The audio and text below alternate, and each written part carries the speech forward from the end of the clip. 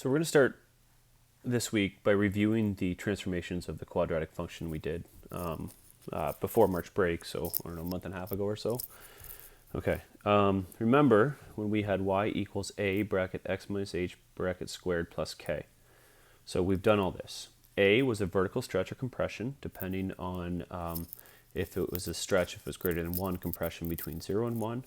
If A was negative, it was a reflection in the x-axis. Okay. H was a horizontal shift left or right. And K was a vertical shift up or down. So remember those. I said they were going to come back, and actually they're going to come back today. So let's take a look at the sine function. We know our base function is y equals sine x. Well, we have the same compressions. If we throw an a out front, that a is a vertical stretch or compression, and if it's negative, it's a reflection in the x-axis. Instead of h in the middle,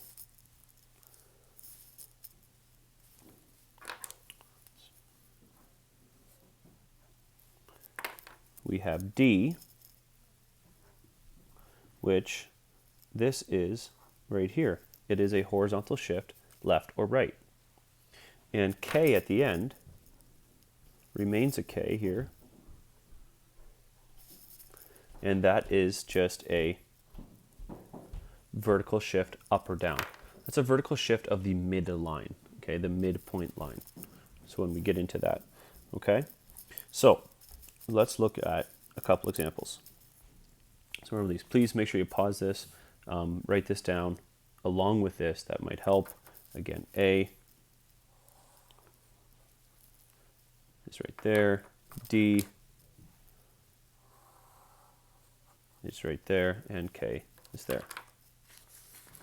Okay, so let's start by the graphing of the function. In example 1, we have a base function of just y equals sine x. So that's my base function. If that's 1 and that's negative 1, I have there, there, there, there, and there. Here is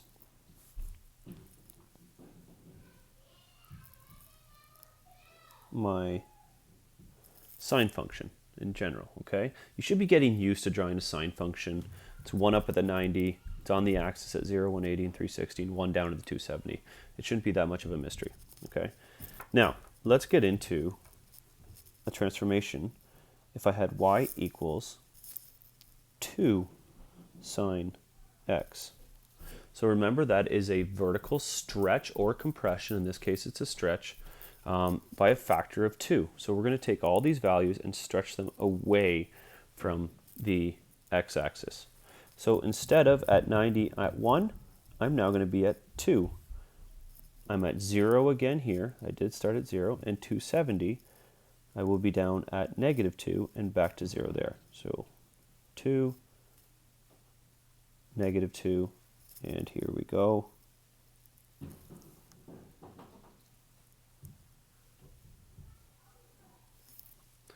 And that is my y equals 2 sine x with my base function of y equals sine x.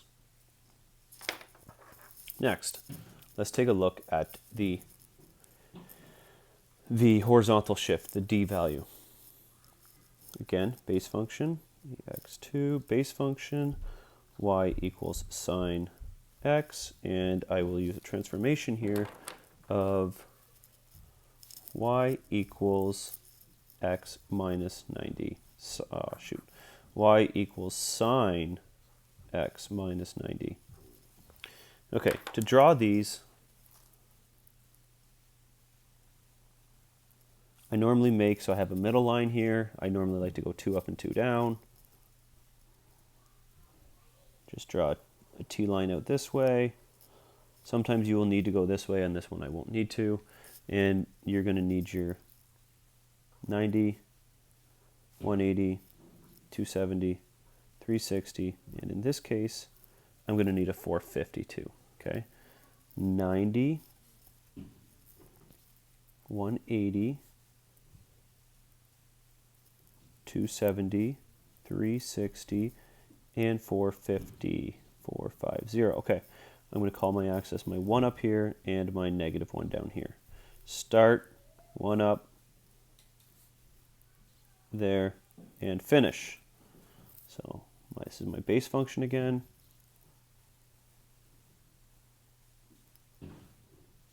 And there it is right there.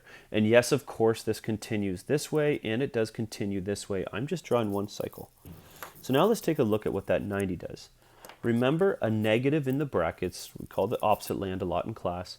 So a negative in the brackets really means instead of going to the left, we're going to the right. So all of these are going to shift this way 1. That will be my starting point. That means I will be 1 up at 180. I will be on the grid at 270. I will be 1 down at 360, and I'm going to end my 1 cycle at 450. So here's what it looks like.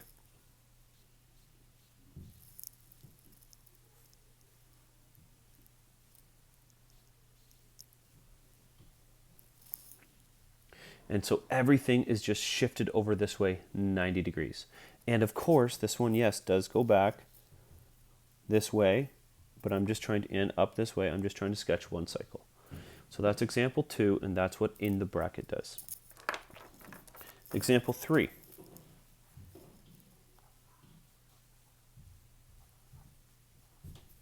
Sorry if you can hear my kid upstairs. He's playing with something that's very loud on a tile floor. Okay, again, base function y equals sine x. And now I'm going to put in the k value, and we'll call it y equals sine x plus 2. Okay, so again, making your axis here is the key. In this case, I'm going to need a little more room. And let's say this is my normal function here. This is my 0. This will be my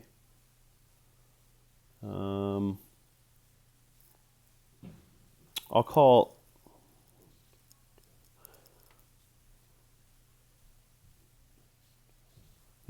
this 1. I might need to go up a little higher here. That's okay. That's 1. 2 down. It's negative 1. And again, 90, 180, 270, 360.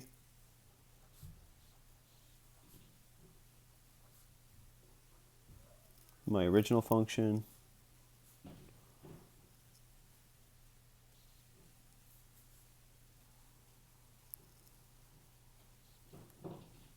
Okay.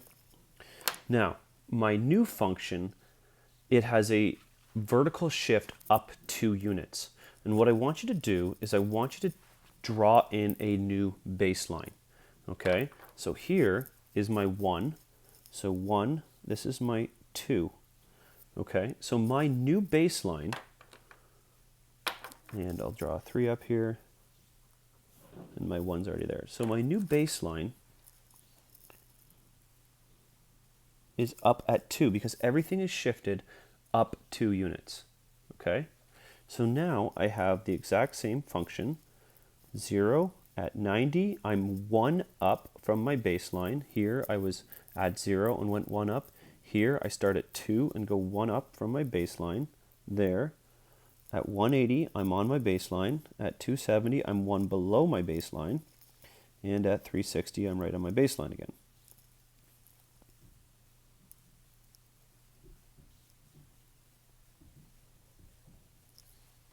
Okay, so this is just a horizontal shift up. Okay, now if we have room, let's do an example with everything in it. So, base function, this is example 4, base function, y equals sine x, and let's call this one y equals 2 sine bracket x plus 90 minus 1. Okay? So now let's see how to start this.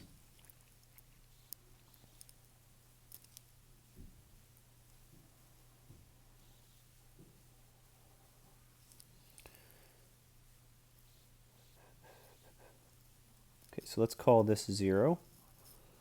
And do I have enough room? That's my -1. No, I'm going to have to just use one line here. So we'll go 1, -1, 2, 3, -2 that way. Okay, so now, and -3, we won't need it though. No, we will need it. Okay, so now I have this. I'm going to put in my 90. And I'm going to need to go back here. Hopefully I have myself enough room. Let's call that -90. Sorry, that's blending in. Trying to keep that on the outside. 0, 90, 180, 270, 360, 450. And I won't need that, but that's okay. Okay, so base function. There. Again, you should be getting quite good at drawing these.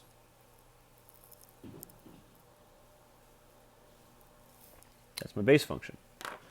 Okay, my new function. Well, it starts at -1. So there is my base line. Okay, all the way back -1. Why it starts at -1 is the k value right there. If you can't see that, it's -1 right there. Okay, so that's why it starts at -1. It's going to go up 2 from -1. So 1, 2. This will be the max height right here. So if you want to draw in a max height, feel free.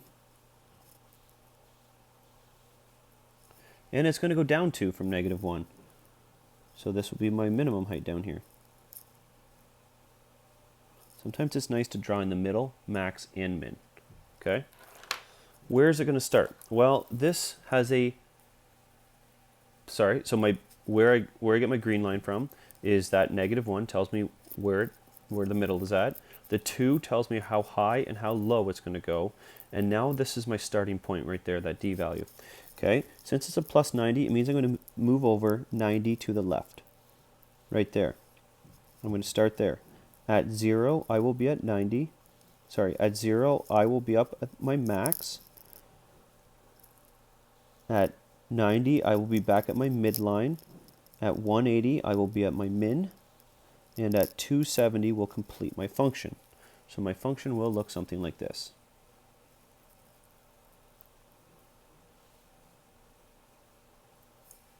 Okay, it's a little bit different. I'm going to do one more of those.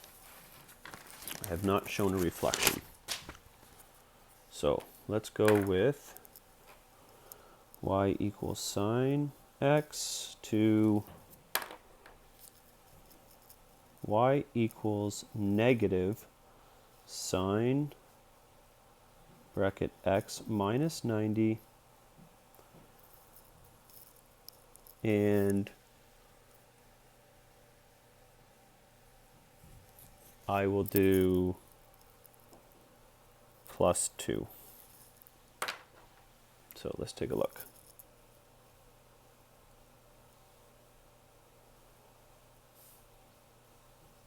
Go down a couple more here. So my 0 line can be here.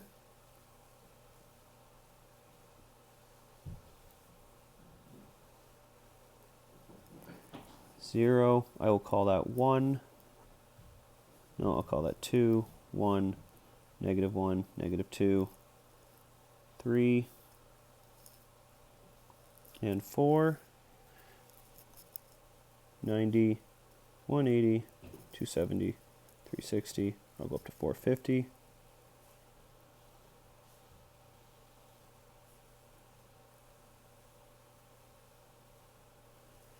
And base function. Bam.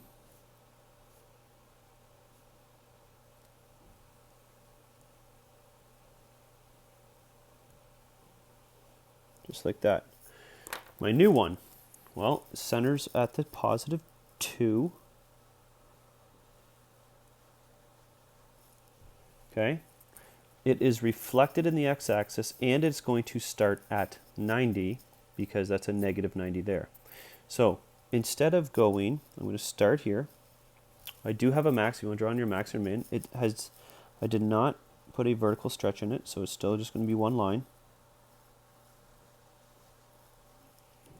Again, it does help to draw that vertical stretch in there. It's going to start here. And normally, at 90 degrees from my first point, we would be up, but because it's reflected, we are now down, middle, up, middle.